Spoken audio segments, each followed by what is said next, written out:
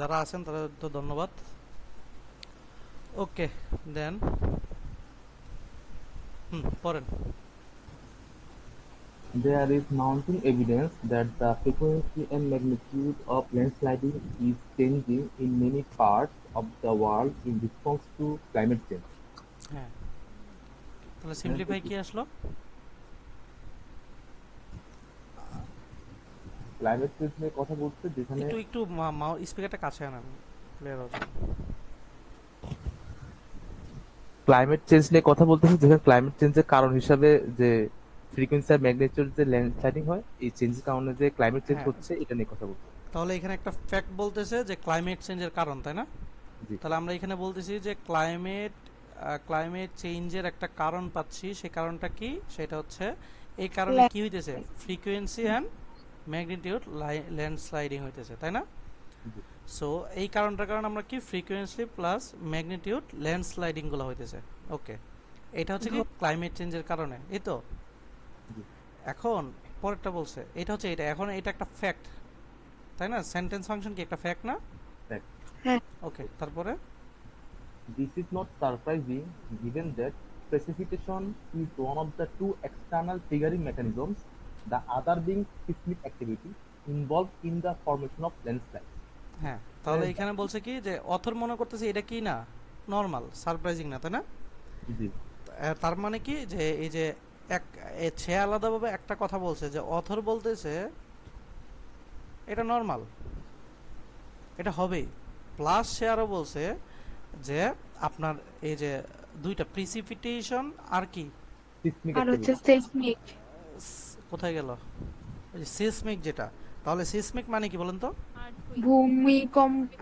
ভূমিকম্প বা আর্থকোয়েক, তাই না? তাহলে জি সে বলছে যে প্রিসিপিটেশন প্লাস হচ্ছে সিসমিক অর্থাৎ ভূমিকম্পগুলা, এগুলো হচ্ছে এক্সটার্নাল, মানে এক্সটার্নাল বিষয়। তাহলে এক্সটার্নাল জিনিসগুলো ইফেক্ট করতেছে কিছে, ক্লাইমেট চেঞ্জে, এই তো বুঝতে পারছেন? এই দুইটা লাইনে এই দুইটা কথা বলছে আসলে। তাহলে এটা কাকে সাপোর্ট করছে, ওইটাকে সাপোর্ট করলো না?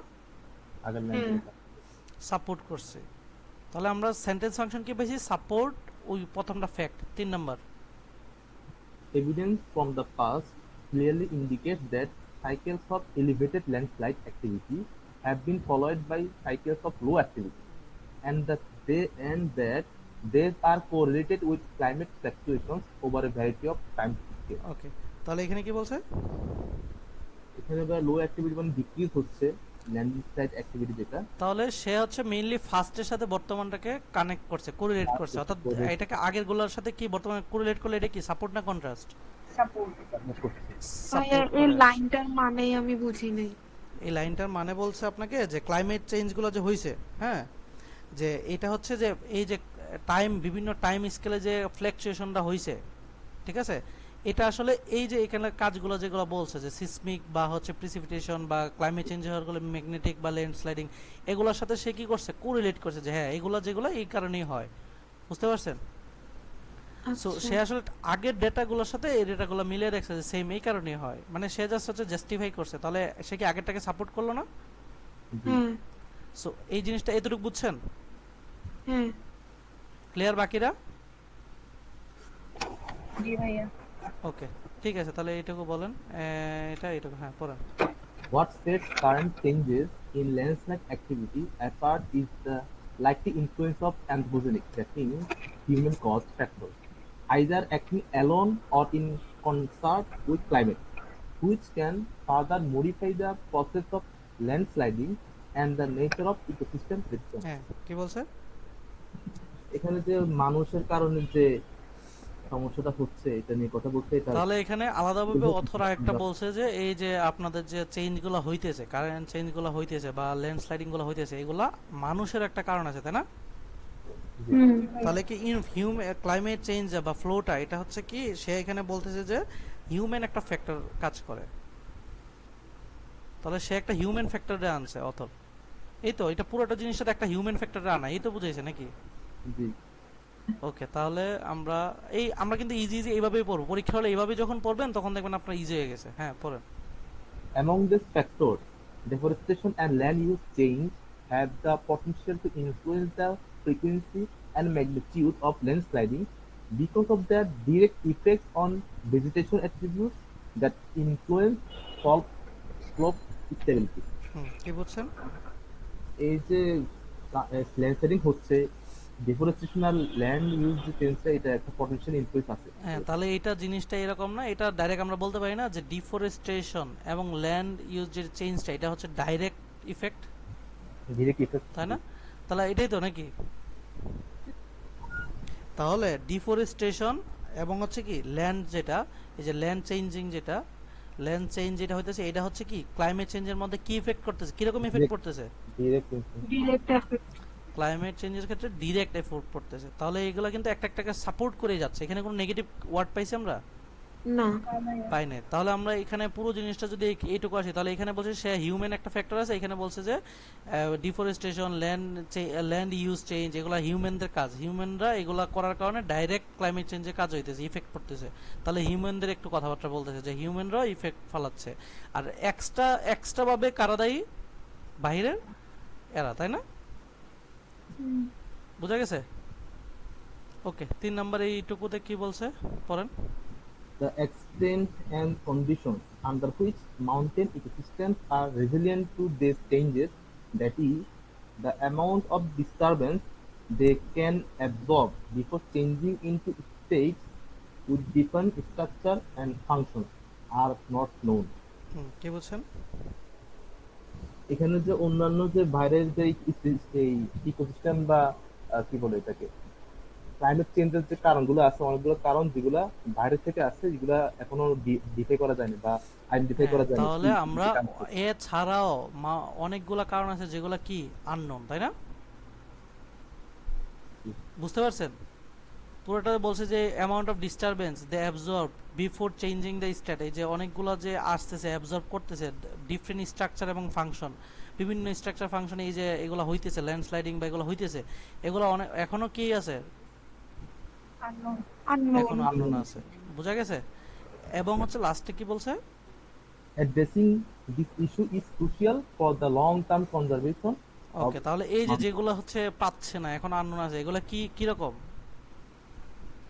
লং এগুলো কি ক্রুশাল। ক্রুশাল, গুরুত্বপূর্ণ ফ্যাক্টর, তাই না? তাহলে এই যে ফ্যাক্টর, দিস ফ্যাক্টরগুলো কি ক্রুশাল।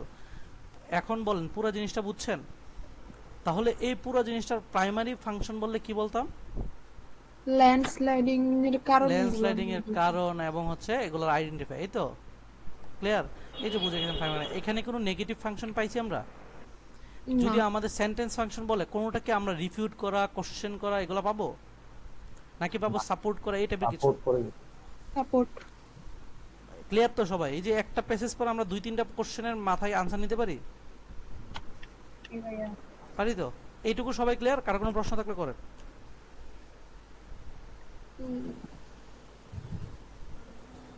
কারো প্রশ্ন নাই ভাই।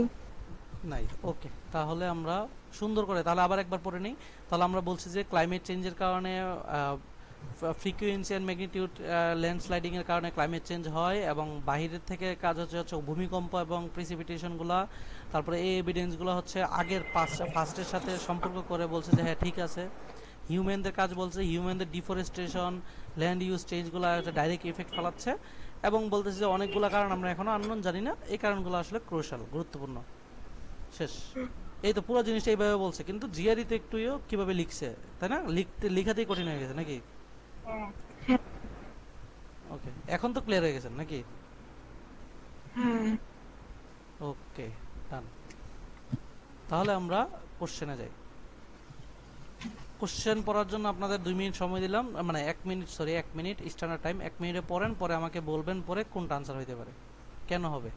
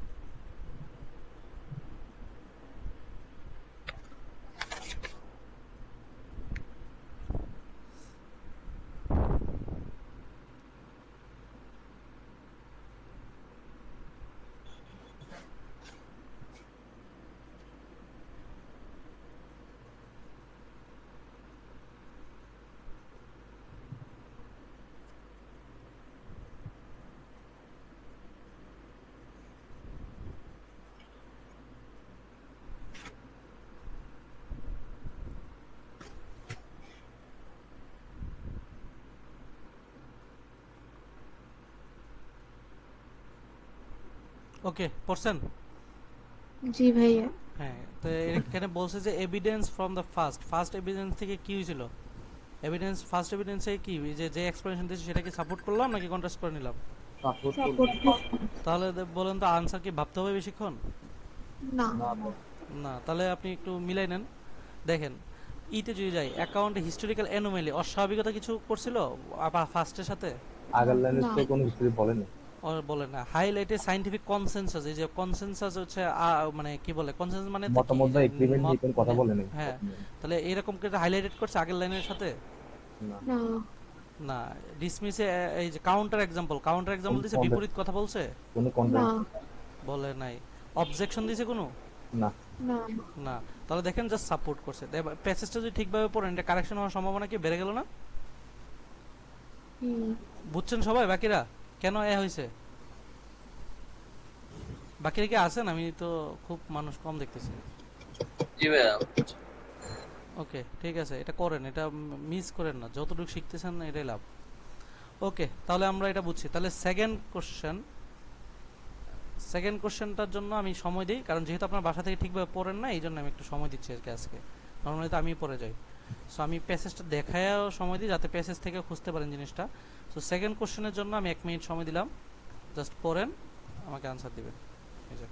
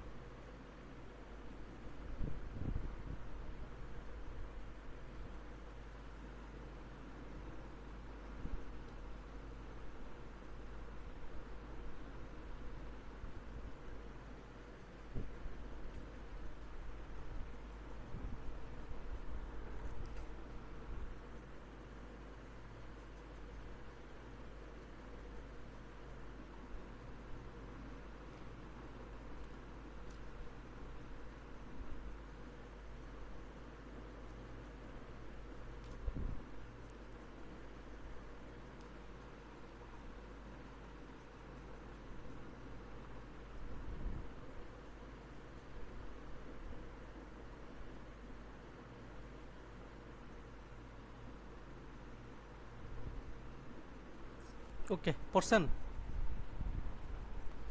হ্যালো? জি। হ্যাঁ ওকে, তাহলে বলেন তো আনসার কোনটা হইতে পারে? ভাইয়া, জানি না, সি আর ই এর মধ্যে কনফিউজড আমি।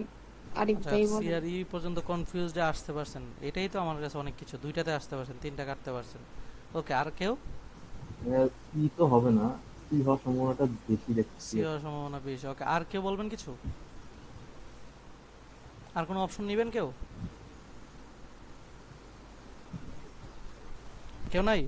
বাকিরা অন্য মতামতের? এই যা আছে মাথায় বলেন না, নিতে পারি কোনো কিছু? সি মনে হয়েছে আমার। সি মনে হয়েছে। ওকে, তাহলে সিতে দুইটা ভোট। আর ভাই বি আর ই। বি এবং ই। ওকে, বিতে একটা করে, ইতে দুইটা। ওকে, আর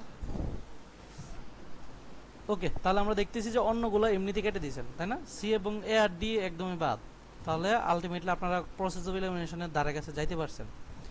সো আলটিমেটলি আমাদের বোঝা গেছে যে আমরা পরীক্ষা দেওয়ার কাছাকাছি চলে আসছি। ওকে, তাহলে আমি সাকসেস যে আপনারা অন্তত অপশনের যেগুলো যেটা কারেক্ট আনসার এটা কাছাকাছি আসছেন।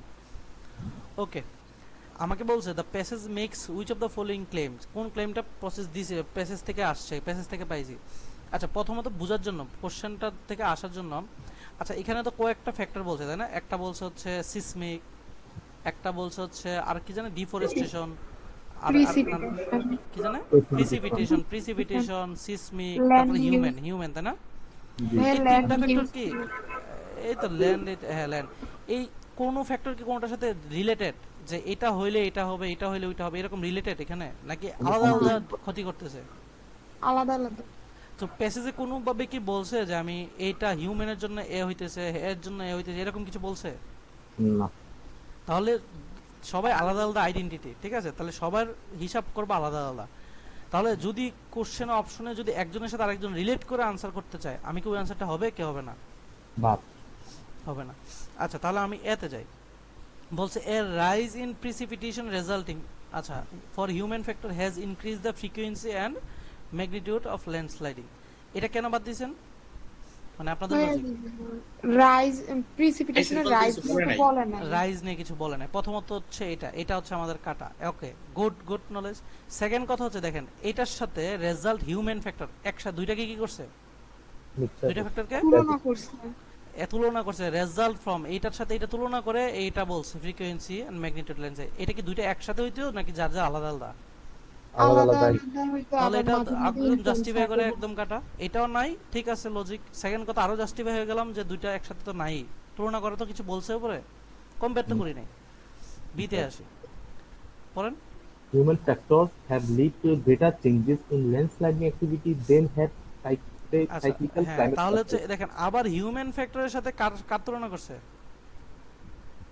এই ল্যান্ডস্লাইড অ্যাক্টিভিটি।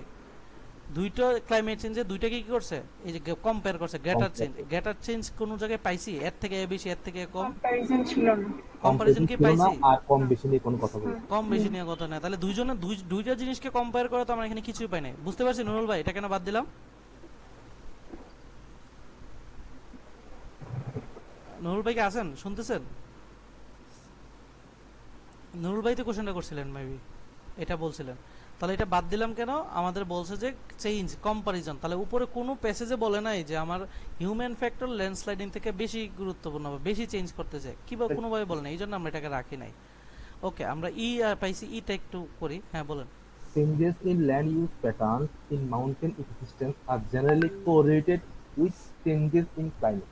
হ্যাঁ, তাহলে যে এই যে আবার কো রিলেটেড বলছে, কোনটার সাথে মিলাইছি? মিলাই নাই। সেকেন্ড কথা হচ্ছে ল্যান্ড সাইড, কোনো ল্যান্ড ইউজ প্যাটার্ন পাইছি কোন জায়গায়? কোনো প্যাটার্ন ইউজ করছে? না, না, শুধু land use তো সেটা নিয়ে কথা। কোনো প্যাটার্ন নেই। তাহলে ই কি হবে এবার অর্পিতা বউ? না ভাইয়া। হবে না। তাহলে এইটা হবে না। তাহলে আমরা বলতেছি কি, এই যে slope stability is more influence, বেশি ইনফ্লুয়েন্স করছে স্লোপ, এটা কি বলছে কিছু? কম বেশি না। নিয়ে কোনো কথা বলেনি। বলে না, কম বেশি নিয়ে বলে না। তাহলে সি তে যাইতে পারছেন মানে কি আপনি 50-50 চান্সে কিন্তু চলে আসছিলেন। এবার হচ্ছে যদি এটা হয়ে যেত তাহলে কিন্তু হয়ে যেত।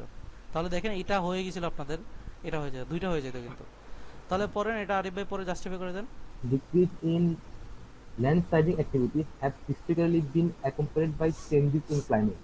হুম, এই আমার যে প্যাসেজ ছিল সেখানে সাইকেল অফ লো অ্যাক্টিভিটির কথা একটা কথা ছিল আর কি, সেখান থেকে আমি হ্যাঁ। ডিসক্রিপশন নিলাম।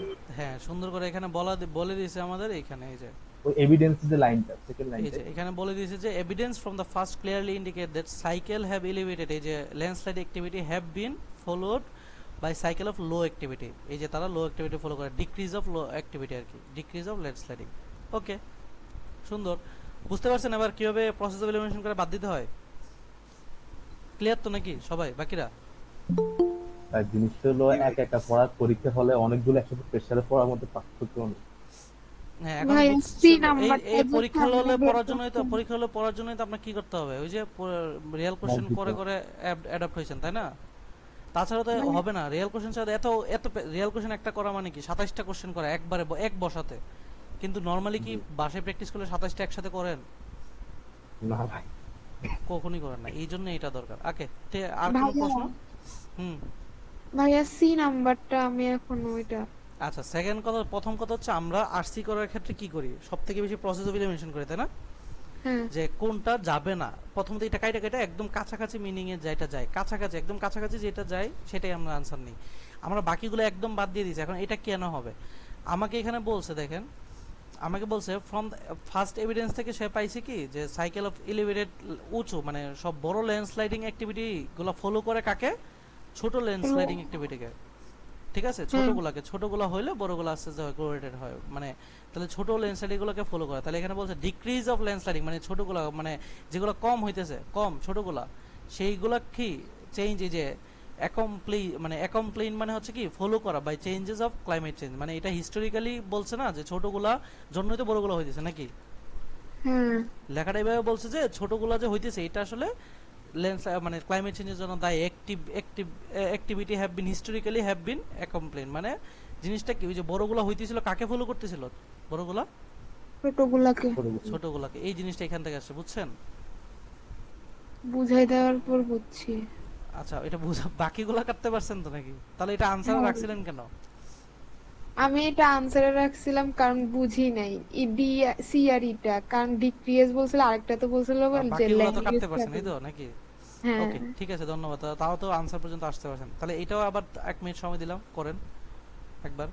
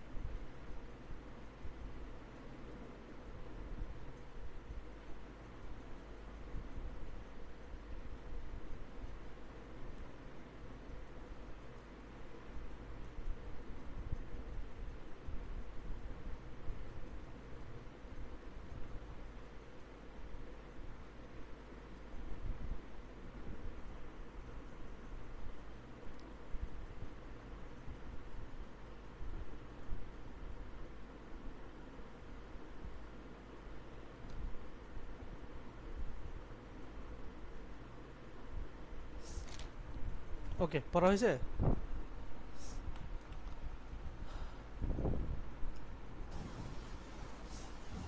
আমরা কি পড়বো নাকি পড়া হয়েছে? ওকে, জি ভাই। তাহলে হচ্ছে ভাই আমরা এখানে অনেকগুলো অপশন আছে, তাহলে হচ্ছে আনসার কি কি হইতে পারে বলুন তো? ভাইয়া একের আমার কাছে তো আপাতত এ লাগছে আর এ বাকিটা জানি লাগছে। না। ওকে, আর কেউ? সিটাও মনে হয়েছে ওকে, আর সিটা ডিটা মনে তো হয়েছে। সবার আগে বাদ, এখানে কম্পেয়ার করতে হবে। বিটা বাদ দিব ভাইয়া। কেন বাদ দিব, এই যে সবাই বুঝে পাচ্ছেন কেন, কম্পারিজন এই কম্পারিজন যে মোর দেন ক্লাইমেট এই মোর যে চেঞ্জ। দেন তাহলে ভাইটা আমরা নাই, বুঝে মোর পেয়েছি লেস বি বিবাদ। কাটা, এই যে বি কাটা সরাসরি, এই যে এইটাই তো আমার সাকসেস। ওকে ধন্যবাদ, বি কাটা। তাহলে এ এবং সি হইতে পারে। আচ্ছা ঠিক আছে, এতে সবাই এতে যে হবে এটা কোনো কারো কোনো সে আছে? না এ ভাই যে এতেই হবে না, হইব, এ হইব। এ হবে 100%। ওকে, তাহলে একটা কাটতে পারছি একটা রাখতে পারছি, সি নিয়ে কনফিউশন। ওকে, সিটাকে আমরা দেখি কি হইতে পারে। সিতে এখানে বলছে আনটিল রিসেন্টলি, এখন পর্যন্ত আগের আর কি, human factor did not have much impact on landslide activity. মানে এই এখন পর্যন্ত আগে মানে আগের কোনো ইফেক্ট খুব একটা ইফেক্ট ছিল না হিউম্যান ফ্যাক্টর এটার জন্য। এটা হচ্ছে আমরা প্যাসেজে আমরা আছে কিনা দেখি যে হিউম্যান ফ্যাক্টর আসলে কখন থেকে শুরু হয়েছে, হিউম্যান ফ্যাক্টরগুলো। Second pair. ওকে, এই যে এখানে বলছে কি ওয়েন সেট কারেন্ট চেঞ্জ, এই যে কারেন্ট চেঞ্জ যেগুলো হইতেছে বর্তমানে এগুলো খুব ইফেক্ট ফেলা শুরু হয়েছে। বর্তমানে যদি ফেলা শুরু হয় বর্তমানে কারেন্ট চেঞ্জ, তাহলে কি বর্তমানে এটার ইফেক্টটা দেখা যাচ্ছে। তাহলে আগে কি ছিল? আগে খুব একটা কি ছিল? আগে ছিল না। তাহলে এখন দেখা যাচ্ছে বর্তমানে, তাহলে আগে খুব একটা ছিল না। বর্তমানে এখন হচ্ছে আমরা এইরকম ইফেক্টটা পাচ্ছি, তাহলে আগে ছিল না। তাহলে এটা কি সত্য না? সো কেন সত্য হয়েছে? আনটিল রিসেন্টলি বলার কারণে। বুঝা গেছে?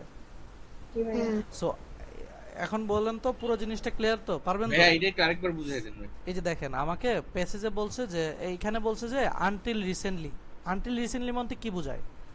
এখন মানে পর্যন্ত যেটা এখন পর্যন্ত মানে এর আগে, আগের কাহিনী, তাই না? পাস্টের কাহিনী তো, এখন পর্যন্ত মানে কি আগের কাহিনী বুঝাচ্ছে না? তো আগের বলছে যে এখন পর্যন্ত আগে human factor did not have much impact on landsliding activity. মানে হিউম্যান ফ্যাক্টরগুলো খুব বেশি ইম্প্যাক্ট করে নাই এখন পর্যন্ত, ঠিক আছে? তার মানে আগে। আর প্যাসেজে বলছে রিসেন্টলি চেঞ্জ হয়েছে। এই যে রিসেন্টলি দেখা যাচ্ছে যে হিউম্যান ফ্যাক্টরগুলো কি হইতেছে, হিউম্যান ফ্যাক্টরগুলো আমাকে ইকোসিস্টেমের মধ্যে ক্লাইমেট চেঞ্জে কাজ মানে ইফেক্ট ফেলানো শুরু করছে। কখন? কারেন্ট চেঞ্জ, বর্তমানে। তাহলে আচ্ছা, বর্তমানে হ্যাঁ, যদি বুঝতে চেঞ্জ হওয়া পারছি। শুরু হয়, আগে তো তাহলে ছিল না, তাই না? খুব একটা ছিল না। সো এই জিনিসটা এই জন্য আসছে আনসার সি। ক্লিয়ার এবার? মানে আনসার ভাইয়া সি। আগে পর্যন্ত ওই যে মানুষের অ্যাক্টিভিটি ছিল, আর এখন পর্যন্ত যে ওগুলা হইছে। হ্যাঁ হ্যাঁ, বুঝা গেছে? কিন্তু আসলে বুঝিনি তো। হ্যাঁ ভাইয়া তাহলে পার্শিয়াল মার্ক নাই কেন? হ্যাঁ পার্শিয়াল মার্ক নাই কেন? পার্শিয়াল মার্ক নাই কেন? আচ্ছা, এটা দেওয়া উচিত আসলে। এই যে 3 ব্ল্যাঙ্কে দেখবেন অনেক সময় দুইটা হয়, একটা হয় না। দুইটা করতেও কিন্তু অনেক কষ্ট করে করতে হয়, তাই না? হ্যাঁ ভাইয়া, এক- 2 3 আবার আরসির মধ্যে একটা হলে আরেকটা রয়ে যায়। ওকে, তাহলে এই যে আজকে 3টা করতে পারছেন, বেটার, সমস্যা নেই। তাহলে নেক্সট দিনে হোমওয়ার্ক থাকবে হচ্ছে 50 থেকে, দাঁড়ান, 50 ছোট আছে, 50 150 এটাও ছোট, 52, আচ্ছা 53 পর্যন্ত, 50 থেকে 53, ঠিক আছে? 4টা পরে আসবেন। আর ওই এই 4টা করেন ভালোভাবে। আর এগুলো খুব অল্প, এই যে 4টা পড়তে আপনার উচিত কতক্ষণ নেওয়া জানেন? ম্যাক্সিমাম 30 মিনিট, এর বেশি না। কারণ আপনি রিয়াল কোশ্চেন যখন করবেন, এই 27টা করবেন টোটাল কত মিনিটে? সব মিলিয়ে 27টা করবেন আপনার 18 এবং 22, কত মিনিট হলো? 40 মিনিট ভাইয়া। কত? 40 মিনিট তা করবে। এই 40 কি 42 মিনিট আপনার পুরো 27টা মিনিট করতে হবে। তার মানে ওই অবজার্ভে আসতে হবে না? সো ওই ব্রেনে আসতে হবে। এই জন্য আপনাকে এটা কিন্তু অল্প পড়াই দিয়েছি, খুব অল্প পড়াই দিয়েছি আমার মতে। আপনারা কালকে তো ম্যাথ করবেন, পরশুদিন ক্লাসের আগে 49 থেকে 53 পর্যন্ত পড়ে আসবেন, ঠিক আছে? 50 থেকে মানে হ্যাঁ 49 তো পড়লাম, 50 থেকে 53 পর্যন্ত পড়ে আসবেন, 4টা পড়ে আসবেন। আর টিসিএসসি পড়ে আসবেন 2টা, ওই যে 17 ছিল না, 17 18 18। 18 19, তাহলে 18 19 2টা পড়ে আসবেন, ঠিক আছে? Homework clear?